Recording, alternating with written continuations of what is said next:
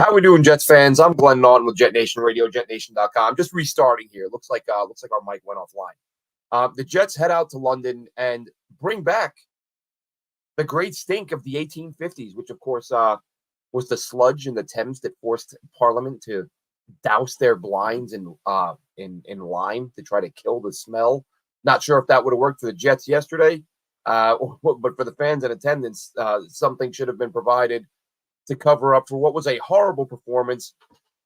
As I was saying before I realized my mic was dead, JetNation.com, the forum, yes, most active on the web. Folks are losing their minds in there. We got people saying Sauce Gardner stinks. We got Quinnen Williams stinks. Everybody stinks. Nobody's good anymore because Robert Saleh is just amazing. You know, if you look at this, the one thing we know is that Robert Saleh is a great coach. Tyron Smith, he's no good at football. Elijah Vera Tucker, he's not a good player. Breece Hall, he's no good. Garrett Wilson, these guys can't play. Aaron Rodgers, these guys are holding Robert Saleh back, is what some people are saying. That Robert Saleh is the victim here because Sauce Gardner had to leave for a few snaps because he may have had a concussion. And he got a few PI calls, which again, I was at the game from my perspective, my vantage point, when you're sort of, sat lower in the stands. It's cool because you're close up, but sometimes it's the forest from the trees thing. You can't really see as much as you would like. And I haven't gone back to watch the game yet. I'm going to do that here in a little bit. But the Jets come out once again, flat, mistakes, zero creativity, run, pass, a little bit too much of that. Aaron Rodgers. And let me say this, not just when it comes to Aaron Rodgers, when it comes to anybody, when it comes to any player who comes here from another team, I don't want to hear about their accomplishments anymore. I don't want to hear about the records. Don't tell me during a preview, and I've done this, but I'm not doing it anymore. When you go from any other NFL team and you come to the Jets, it's like none of that stuff ever happened. When you leave one NFL club and you come and play at One Jets Drive, well, at MetLife, when it doesn't matter where you came from, whenever guys come to this team, former accomplished players, it all goes away. Aaron Rodgers is 13-0, coming off of 9 days of rest. He's never lost a game until he became a New York Jet. Brett Favre, Mr. Iron Man, never gets hurt until he became a New York Jet. Aaron Rodgers, the mastermind Aaron Rodgers played I think it was 285 games as a Packer. He threw 3 interceptions 5 times in 285 games. Took him 5 games as a Jet to do it the first time. Tyron Smith, all world. Listen, I get that Tyron Smith's getting up there in age. Tyron Smith gave up a sack every 200 pass sets last year, or pass pro reps. He gave up a sack every 200. This year, it's one every 50. Tom says in the chat, you can't start 5 new O-linemen and expect different results. You can't replace the majority of your D-line. Well, you certainly can't if you don't play them. Think that's the head coach's call. These linemen didn't play in the preseason. And would it matter? Really? Would it matter? Who's the coach there? What's the offensive line? What's that guy's name again? Who still, for some reason, has a job? Tennessee got rid of him. Nobody else wanted him. Here comes Robert Saleh. You can coach my guys. I'm sorry, nobody. I don't care who you are. I don't care how long you've been a fan. I don't care if you're a current player. Nobody is going to convince me that this offensive line isn't talented. If you're going to sit here and say, Glenn, AVT's no good, Joe Tipman's no good, Tyron Smith's no good. Now, for Fashanu, look, it's his second game. I haven't watched the film yet. I know he was bad week 1 or his first start. Maybe he was bad again yesterday. Haven't watched it yet. And again, you can't watch every single guy and every single play, especially when you're there live. You're trying to follow the ball. But no one's going to convince me this offensive line isn't good enough to average 1 yard a carry, like 2. Can we get wild and average 3 one day? I don't know. John McLaughlin says fire Hackett. Listen, this is everyone's going to be saying this. Everyone should be saying this. It's not that it wouldn't be the right move, but are you willing? I don't think the Jets are willing to deal with the fallout of firing Hackett. Because then how invested is Aaron Rodgers? I'm not saying that Rodgers is going to retire if you fire Hackett. But like it or not, folks, you got to keep Rodgers happy. Even if he's going out there throwing 3 interceptions, who are you going to replace him with? Right? And this is a great point, Audition. Thank goodness to the Buffalo Bills for choking away. This is supposed to be this is the team that's supposed to be the team the Jets are chasing, because they're the cream of the crop. They just dropped 2 in a row. The New York Jets could well win on Monday night and be in first place. Tied for first place. Which is insane. And they'll probably do it, too. Inexplicably. They'll go out and win a game they shouldn't win. Because look, and I see people saying, and I hear people saying, oh, look, the offense, Rodgers is still better. Like Rodgers, we put up X amount of points this week and so many points that week. He's supposed to be good enough, and the talent is good enough that we're supposed to be beyond getting excited over 21 points, 23 points, 26 points. High 20s, low 30s should be the norm. That's what we should be expecting. And Aaron Rodgers, I mean, I don't know why he kept throwing the ball to Lazard. I get that Lazard had a touchdown, but I literally lost count of the drops. After the game, I was like, God, did he have 4? Did he have 5? And look, Lazard's been playing well. He's won me some money this year. I put some money on him to score a couple touchdowns. Great, thank you. But when a guy's having a day where he's just dropping 2-3 balls, that 4th one, I couldn't believe Aaron went to him. I couldn't believe it. The Mike Williams, to me, I didn't have the best vantage point, but from where I was standing, man, it did not look like he fought for that ball. Like he just let himself get out muscled, and that was it. That was not good. And he, again, another good player, a better throw. If he needs him a little more, he probably makes that catch. But look, the overthrow, the Rodgers overthrow to Garrett for what would have been a walk-in touchdown, beyond frustrating. Listen, there are some very concerning things. I mean, we can say, okay, Aaron and Garrett aren't on the same page, which we've been saying, but when are they going to get on the same page? Garrett had 11 catches. Yeah, a lot of them are like, okay, right over the middle, short 6 yard, 7 yard. Like, how about some down the field shots, completions?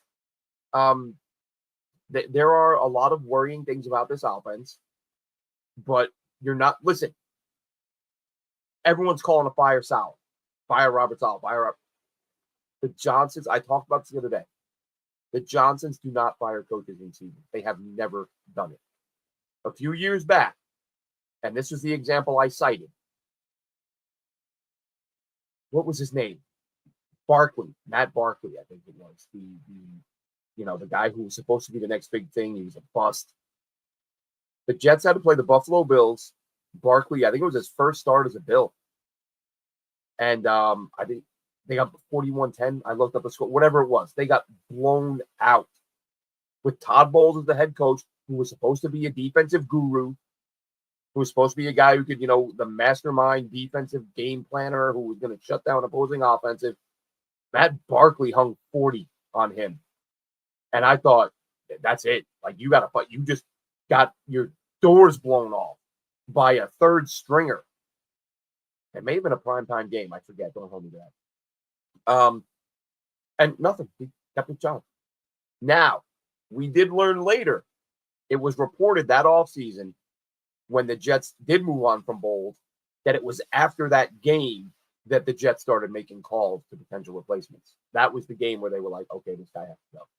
So even when they know a guy is so bad that he's in over his head and shouldn't be the head coach anymore, they still keep him on to finish the season. Now, is this the only thing that might make this season different? Would be if Aaron decides he needs to go. I don't see that happening anytime soon, but who knows? if the losses keep piling up and the season's slipping away. But at that point, is it too late?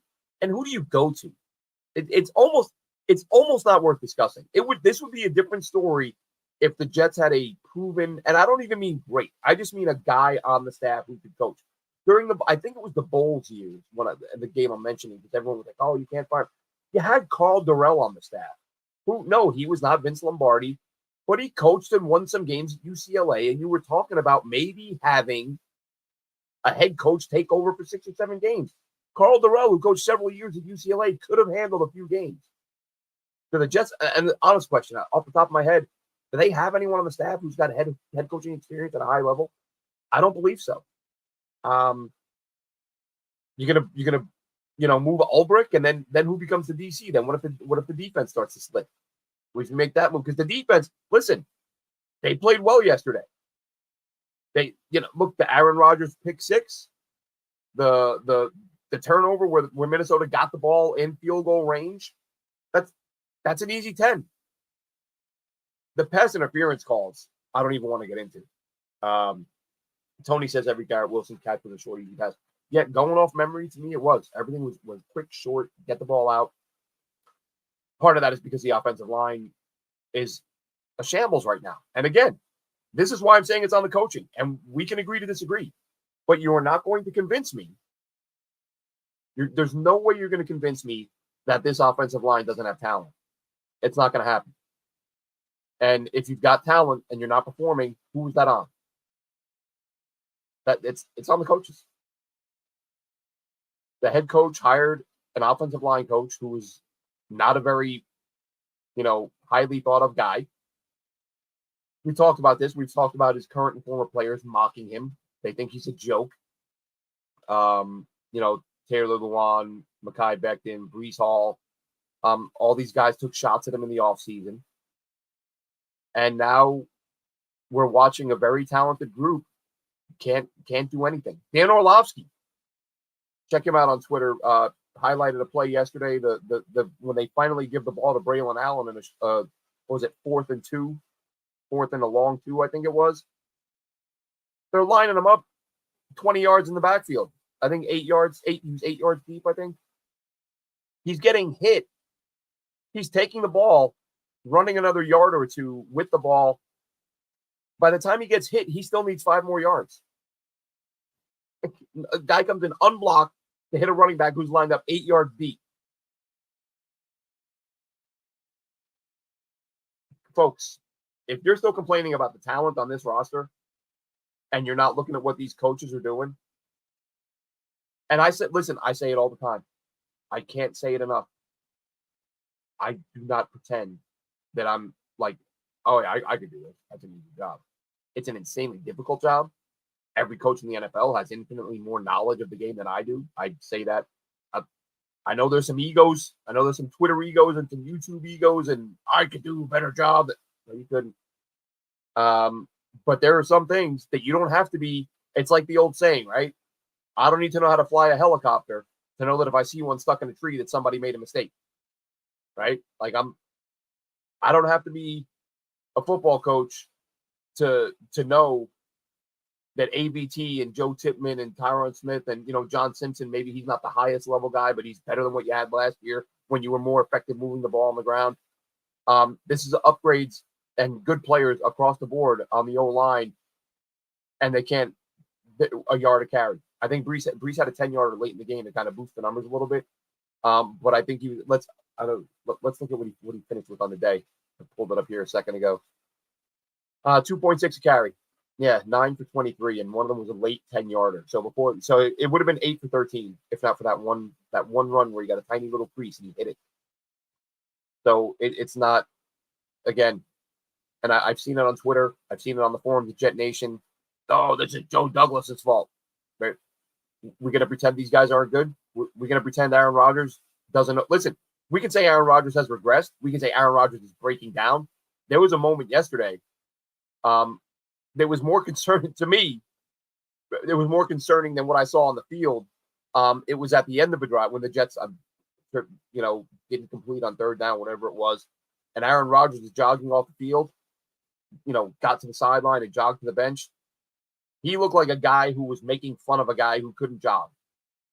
Like, I just watched him and I thought, wow, that dude is breaking down. We know now there's an ankle, now there's a knee. Week 5, folks. 12 weeks to go.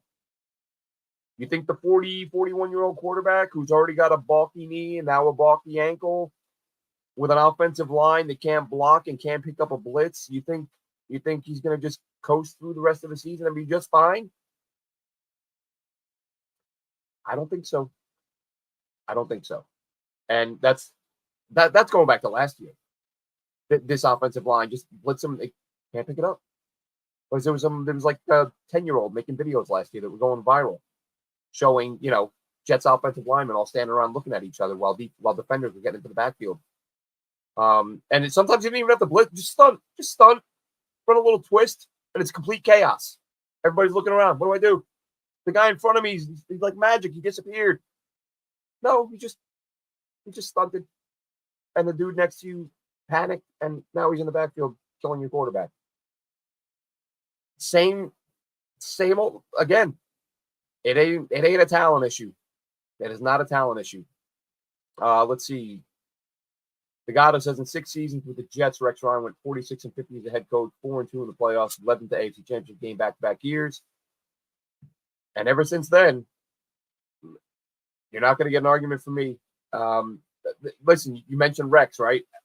I said it during the game, and this is what gets lost on people, right? I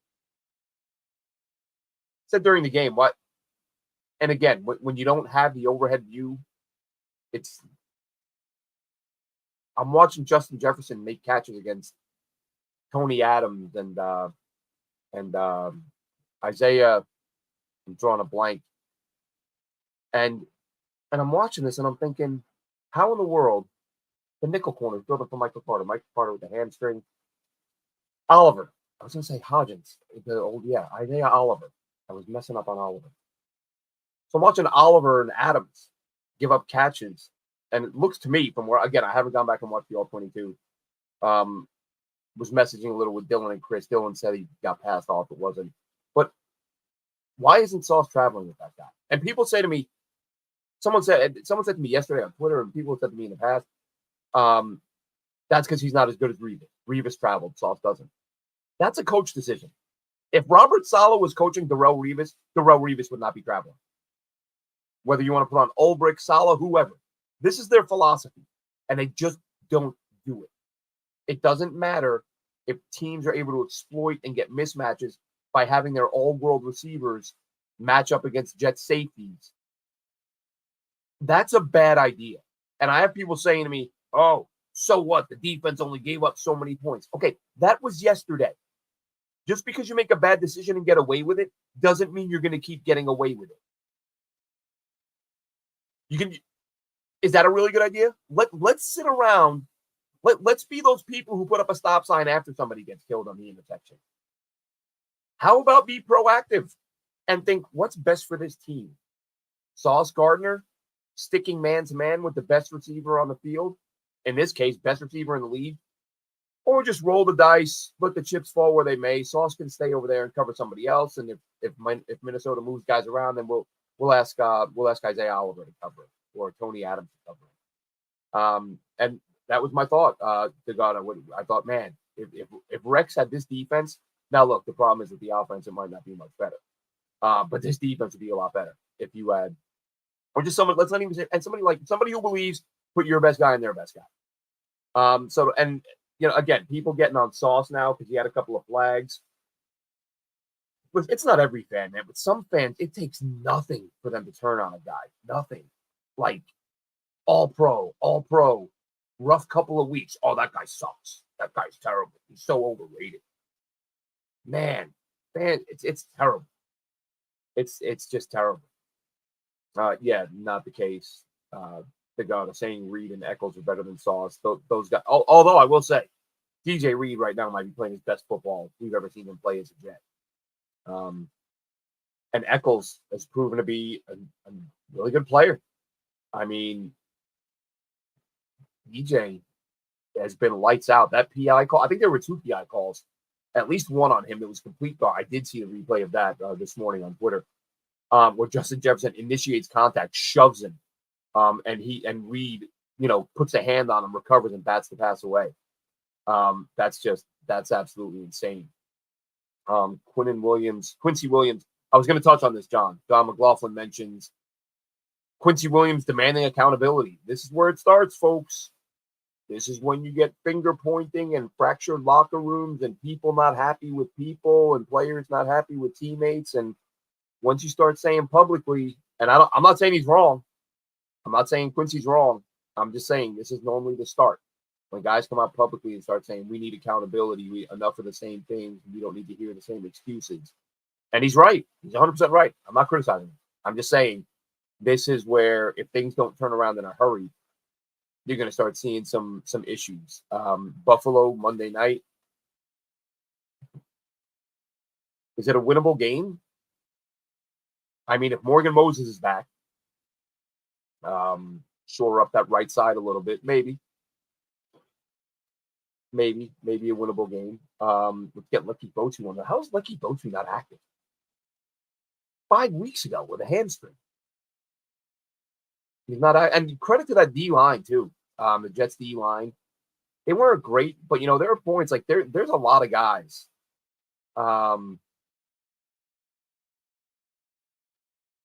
Sorry, I was just looking at Degada's comment here saying trade Garrett, Sauce, and Brees. Not happening. That's just, we all know that's not happening. But that D line, Jalen Holmes, Michael Clemens had a sack. He again needs to see the all 22. There were times it seemed like he wasn't impactful. But just by chance on that sack he had, I thought that was a great rep. I just happened to be focused on him on that play. I saw him come out and I thought, man, he's been kind of quiet today. Let's see what he does here. And he just power, strength, and just got to the quarterback. Nice job by him. He's got himself 2.5 sacks.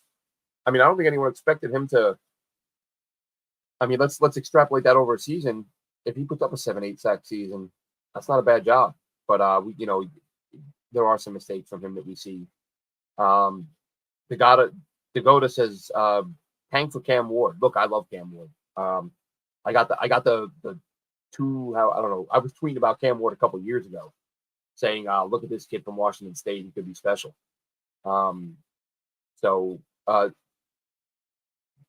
Degoda says, we're doomed. Probably. Probably. You buy in. I bought in. I said this off season, after all the, when you draft Darnold and he stinks, and you draft Wilson and he stinks, and Geno, not as highly, wasn't taken that high as those guys were, but he stinks. Everything, it's like, all right, you kind of accept the fact that this is just what this team is always going to be, bad, right? But this offseason, I was like, if you can't buy in now, if you can't buy in with Aaron Rodgers, and we talked about this, even if he takes a step back, he's still going to be better than what they've had in recent years. And if the defense holds up, but guess what? On this particular weekend, Aaron Rodgers was not better than what the Jets have had. He was pretty much what the Jets have had. 3 interceptions and a loss in a game where the points his interceptions led to resulted in the team losing. He was as much to blame as anyone here. And the Garrett Wilson thing, it is concerning. I know I mentioned it already, but I'm sitting here thinking about it. And the number of times we're seeing the ball, it's behind Garrett. Garrett is, he's having to try to turn while either he's running the wrong route or Aaron's throwing it to the wrong spot. They're not. I mean, if they are on the same page, that's even more concerning because some of these throws from Rodgers are missing Garrett Wilson by so much that if Garrett Wilson is going the right way or running the right route and Aaron Rodgers is trying to throw to the right spot, and that's what's happening, that's that. I mean, again, 11 catches for 1-0, whatever, and a touchdown, all short stuff, all quick short stuff, nothing down the field. The play early to Wilson looked like it could have been a big play. The first completion, I believe, and he fell. Falls a lot. But again, a lot of times it looks like it's him sort of twisting and contorting to adjust to the ball. So is this a Garrett Wilson thing or is this an Aaron Rodgers accuracy thing? I mean, I'm sure yesterday's numbers will have helped him. But after last week's game, Garrett Wilson was on pace for an 800-yard season. I mean, when you put up 1,000 or nearly 1,100, whatever it was with Zach, my expectation. I said it a million times. I was like, Garrett Wilson might have 1,500 yards this season. Oops. Oops. I was wrong. I also might have said Brees Hall might have 1,500 yards this season or whatever. That ain't happening. Like these guys, he might not get 500 yards this season the way things are going. So they have some time. Obviously, that's what Robert Saleh. I mean, how many times can we hear him say we fought? Oh, we fought hard. Great. Fantastic. The New York Jet the fighter jets. How about coming out prepared? How about coming out and moving the football early? I heard Connor Rogers say it last night on the SNY postgame. Adam Gase used to script. Yeah, that might be the only thing Adam Gase did well. Their scripted plays to open games to Jets, they would move the ball. Sometimes they even scored touchdowns, believe it or not. So it's ugly. My info said the coach needs to be fired. I touched on that, my info. I don't disagree. I said that last year. I said when we found out Robert Saleh was messaging Joe Beningo about team info, about anything. I don't care if he was texting Joe Beningo about the weather. Like, I was out. I was like, all right, this guy is not serious. He's not serious. He is not serious. He is friendly and texting team info to Joe Beningo. I knew then that any hope. But I wiped the slate clean. I said it on our show. I told Dylan Terman and Chris Schubert, it's a new year. The head coach had an off season to take a few months, take some time off, reevaluate himself, play the season back in his head, think, what can I do better? What can I do worse? Where do I need to improve? And none of it happened. Now, same guy, same stuff. Offensive line didn't play in the preseason. Offense looks flat, unprepared. Coaches, there were the story leaked that they were trying to find somebody to work with Hackett. I'm sure nobody wanted to work. Listen, how many legitimate, credible, bona fide coaches are going to come in and work for Robert Saleh? How many? How many coaches are out? How many are available to begin with? If there's a quality offensive coach available to be hired, how many of them are like, yeah, I want to go work for Robert Saleh? Me, him, and Joe Beningo can hang out and go play golf together. Yeah. CJ Mosley, big shout out to CJ Mosley and a thank you to CJ Mosley. Went to the game with my kid, his first game, 10 years old. Got us good enough seats that I hope, and I told him going in, I said, look, chances of a player autograph or picture, like 1,000,000 to 1. It's 1,000,000 to 1. But we'll try. We get close, and we're just close enough that player after player after player comes out. They sign a few, they get within arm's length of us, and they turn around and go back. And I get it. They can't sign for the whole damn stadium. They all kind of look down the line. They go, I'll go like 5, 6 fans down. And that's what they did, and they signed, and that's fine. I'm not begrudging the players. But CJ Mosley came through. My kid was over the moon. Mosley came down far. I think we were as far as he came down. I don't think he went to anyone past us. But I held up the phone and, kind of pointed at my kid like, CJ, can we get one? And he came over, took the phone, took a picture. Kid was ecstatic. And he's like CJ Mosley's his favorite player now. He absolutely loved it. So a great moment for my kid that I got to watch him enjoy. So thank you so much to CJ Mosley for that super classy move. Probably signed for more people than anybody did. Signed, took about 7, 8, 9 pictures. So good job by Mosley there. Wild Wave says JD may not make it. Listen, I won't say he will, but I think it would be dumb to get rid of him. That's all I can say. And listen, he hired Saleh. Listen, he's made mistakes, as every GM does. He made a bad hire with Saleh. That's the type of thing you can learn from. Like, as a GM, you can say, all right, you know what? This next head coach, we're not gonna get a guy who's so player oriented that relationships and friendships become his number one priority with the players. People have said Vrabel. I don't know about Vrabel. I think people are higher on him than they should be. Belichick, he's not coming to the Jets, man. He's not. He made it, and I talked about this last week. When I saw Belichick and Aaron Rodgers having that little powwow on McAfee a couple months ago, and them both of them just oozing admiration for how much they respected and how highly they thought of one another. That was the first time I was like, whoa, like Belichick might happen. He's talking to Rodgers like they're, long lost best friends. But then a couple weeks ago, unprompted, Belichick comes out and says the Jets are the only team in the NFL that didn't like Sam Darnold. While Darnold was playing at an MVP level, he kind of takes the moment unnecessarily, as I said, unprompted, to like, you know what? Let me take a shot at the Jets here and call them a bunch of idiots on, I think it was on McAfee. So I was like, you know what? Maybe not. Maybe Belichick won't be coming to the Jets. So my take on that wild wave, as I've been saying throughout this video, the talent to me, and it's not just me. I get that there are people who hate Joe Douglas, so they're like, oh, he drafted this. He puts the team together. He hands the players to that. And look, the Braylon Allen thing's a perfect example, right? I've been saying all season, damn it, give Braylon Allen the ball in short yardage situations. He's the guy. Joe Douglas gave you this guy. Use him. The Jets finally use him, and they line him up 35 yards deep in the offensive backfield, and he gets stopped before he gets the necessary couple of yards. And as Orlovsky points out in his video, the point at which that defender gets to him, Orlovsky is like, do you think that guy hits him there if he's lined up 2 yards closer? Like Braylon Allen getting an 8-yard running start is what gave that defensive player the time and the angle to hit him in the backfield. So I think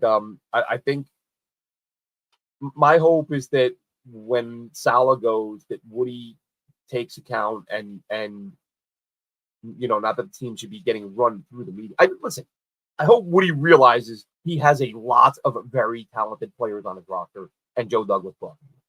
That's the primary job of the GM. Acquire talented players. Yes, hiring the coach is important, and he whiffed with Saleh, but you give him a shot to go out. And I'm not a big believer in fire a guy. You get to hire one coach. You get to draft one quarterback. It's also stupid, especially the quarterback thing. Oh, you got to fire him because of Zach Wilson. Like, everybody in the world who watches this game will openly acknowledge that the hardest thing to do is find a quarterback. And then a shockingly large percentage of those very same people who acknowledge that that is the hardest thing to do will insist that a guy be fired when he fails at it one time. Can there be a dumber idea? Can you contradict yourself? Oh, yeah, find a quarterback, most important position. It's the hardest thing to do. As soon as you have one, you're good, but it's the hardest thing to do. Oh, this guy missed on one. Oh, you got to fire him. He missed on one. 0 for 1. You got to go. How stupid is that? Say it a million times. Ozzie Newsome drafted a million quarterbacks. Granted, a lot of them were day 3 guys, but he took some first-round guys that didn't pan out. He took guys in the top 100, took guys in round 1 that didn't work out, and Ozzie Newsome was a beast. You know why? Because the team he was building, the other players, and it was like, all right, we're good enough that if we finally land that quarterback, and honestly, that team was so good, he won one with Dilfer. He still didn't have a quarterback. Because, yes, he built the best defense of all time, best defense I've ever seen in my life. So should that be the standard? You either have to find a quarterback or build a top 2 defense of all time, otherwise you're fired. How many GMs are going to last more than 2 years with that philosophy, with that thought process? Everyone's going to be fired every 2 years. So it's dumb. My info again, yeah, the Rex thing. Listen, I loved Rex, but he's not coming back. He would love. I mean, Rex wants to coach. Rex wants to be a head coach in the NFL. I think he would come back in a heartbeat. John McLaughlin says it too. What about Rex Ryan? It just no. And Rex, we don't even know real. The game is different. Rex hasn't been gone for a million years, but the game has changed a lot in a short time. This isn't the same NFL that Rex coached in, and who knows? Although it's interesting that the run game is coming back in some places, and it's not as outdated as it was just a couple of years ago. But even still, talking about Rex, and Woody liked Rex. Woody didn't want to fire Rex when he did. The temperature just got too hot, and he kind of understood. And I did too. Look, I loved Rex, but by the end, I was like, okay, I get it. I understand. You can't hang around that long, even though you handed him a trash roster. You got trash results. What do you expect? But I also understand that the owner has to sell tickets, and fans wanted Rex's head. So Woody gave it to him. But now fans want Saleh's head, a lot of them. But as I said, firing him in season does very little because who replaces him? You're going to bring somebody in from outside and what? Install a new offense and a new defense? Even if you keep the offense the same or the defense the same because it's been doing so well. You're going to install a new offense in season? You know, how it takes a team, how many months to install it over the offseason, OTAs, and all this stuff, preseason, training camp. It's a months-long process. And even then, you always hear early in the season, well, a new offense, we're not quite there yet. It's not happening. It's the only way it happens is if Rodgers insists on it. And honestly, even at that point, I don't know what the point is. In season, and that's a question I'd love to know the answer to. I was thinking about it this morning on my drive back up from London, 2-hour drive from London. Was if you bring a guy in, if you were to move on from Saleh and you bring a guy in, how long are you looking at? Realistically, like you can be hyperbolic and say it'll be all season, but are you realistically going to be able to run an offense? No, and I don't know where they go from here. Even if they said, you know what, we have had enough. Now Middleton, he coached the Senior Bowl in one game. He's not. No, it's at least got to be a coordinator. Can't be a guy who's coached one position. Maybe Boyer. Grant Boyer might be the top choice. Ulbrich, no, I wouldn't rock the boat on defense. The defense is doing so well. I'd tell Ulbrich, look, you can interview for the job after the season, but you're going to keep doing what you're doing right now. But please let Sauce travel. If you want to stay, Sauce has to travel. Middleton, again, he coached a Senior Bowl. He coached one game. He's not a guy you're going to. It reminds me of the Herm days, and granted, Herm had more success here than a lot of these other guys have. But Herm was a DB coach, wasn't even a coordinator. Get some guys in here who have done it. Frank Reich to call plays maybe, and I'm not even sure about that. I forget.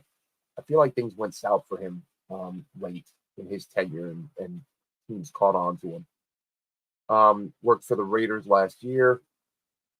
What did they? I mean, like make the playoffs, John. That like go on a run. Not like they stabilized. The Raiders played a little better.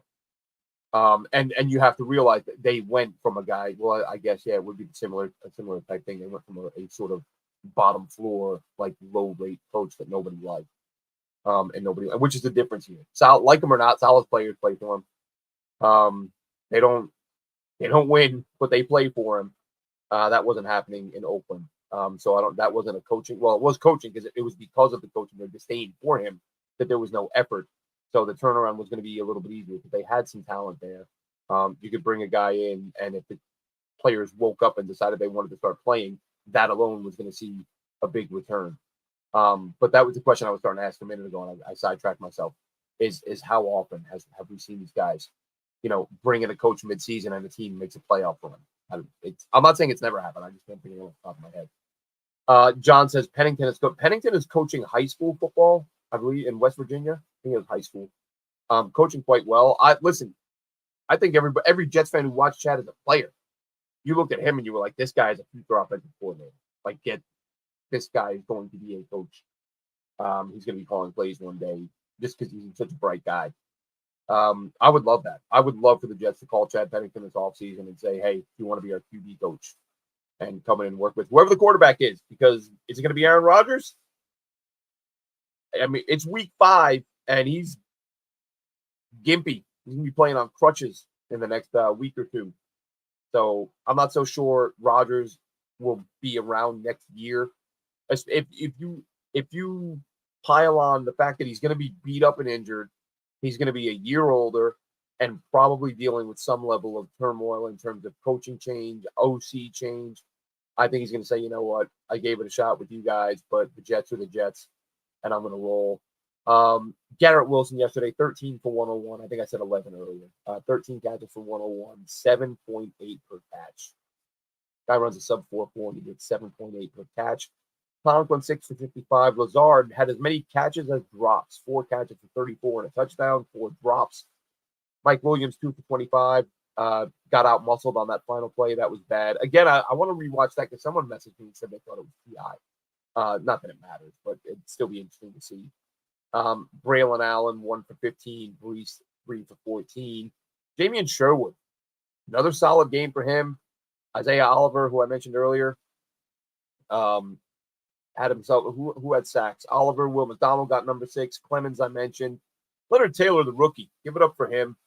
Give it up for Leonard Taylor, doing a nice job. Another interception for Eccles. How does Sauce not catch the one that landed in his lap? That was just, again, that's rough. These plays you got to make. These plays. Eccles, man, he's the only corner on the roster with picks this year. You got 2 in spot duty. He could be, he is at the very least, he is going to be competing for the starting job next year. You have to imagine they'll let DJ Reed walk because they've got Eccles, they've got Stiggers, so some guys behind DJ Reed who they will allow to step in as they hand out contracts to other players like Sauce and Garrett, even if the fans don't like them anymore. The fans turn quick, man. Why are players loyal? Guy has 3 bad games. Get rid of that bum. If they lose this game, they should tank. That's not going to happen. They're not. Aaron Rodgers is no. And you can see it. And I've seen people say, Aaron Rodgers not interested. He's disinterested. He's checked out. Man, watch his reactions after these plays. He is so pissed off. He's beside himself. He's like, what the hell is going on here? Maybe this team is cursed. But he's not caring. Aaron Rodgers isn't out there not caring. Watch, and I did it a lot yesterday. There were several plays where the play would unfold and my eyes would shoot to Rodgers, and it would be arms up. It would be staring at the sky. It'd be grabbing his helmet. Like, he's pissed off. The guys aren't performing. So everyone was saying he doesn't care and he's checked out. If he didn't care and he was checked out, he wouldn't care. He's all right, it's another drop. I'm out. Back to the sideline. Another running play blown up in the backfield. All right, cool. Take care. I'm going to go sit down and hang out with my buddy Hack. That's not happening. He's having the appropriate responses you would expect for someone who gives a damn and is frustrated by the results. And again, this isn't to absolve him and say he's been perfect because he hasn't. But to say it's like these lazy narratives get formed every time the team stinks, which is often. The players don't care. This guy doesn't care. That guy doesn't care. I guess it's easy. It's easier than watching the game and trying to figure out what's going on. Just say nobody cares. Coaches don't care. Owner doesn't care. Fans don't care. Defense doesn't care. Offense doesn't care. Okay, well, fine. Then go do something else. Stop watching a bunch of guys who you believe don't care. It's just silly. It's just silly. It's just as silly as saying Sauce sucks. It's just as silly as saying Quinnen, although, no, Quinnen does not suck. But they need to see more from him. I get that he gets doubled, but listen, other guys in his echelon of tackles and that salary echelon, they get double teamed too. And I would imagine they're not getting completely shut out for 80-85% of the time. David says, did I see the Quincy Williams interview? I did. David touched on that earlier. And I said that's where it starts. Like, you don't want to start and not to say Quincy's wrong. Quincy's 100% right. But when players start voicing displeasure like that publicly, that's a locker room not doing so great, because it's letting the public know that guys in that room are not happy with other guys in that room and what they're saying. And we've heard enough, and we need to stop making the same excuses. And again, he's not wrong. Something does that. But what can happen? Look, if you're not going to fire Saleh, you're not going to fire Hackett, what do? Give me some. Actually, we'll discuss this on the next episode when it's myself, Chris Schubert, Dylan Terman, Thursday night, Jet Nation Live, when it'll be all of us. And if you could be so kind, throw in the comments, not fire Saleh, not fire Hackett. Take those off the table. What are you doing right now if you're a fan of this team? If you had a chance to make some changes, what are you going to do? Because I don't see those two being on the table. I don't think Saleh goes. I don't think Hackett goes. Not in season, not yet. It would have to, like I said, it would have to take enough losses for Aaron Rodgers to say enough of this. Woody, get rid of this guy. And even then, I don't know where you go from there. I don't know if that's the case. That'll do it for this one. The Jets, the big stink in London, the great stink 2.0. The flat Jets get beaten down. Made it close. Made it close. Once again, shout out. Thank you. Much appreciated. CJ Mosley. Have a good one, Jets fans.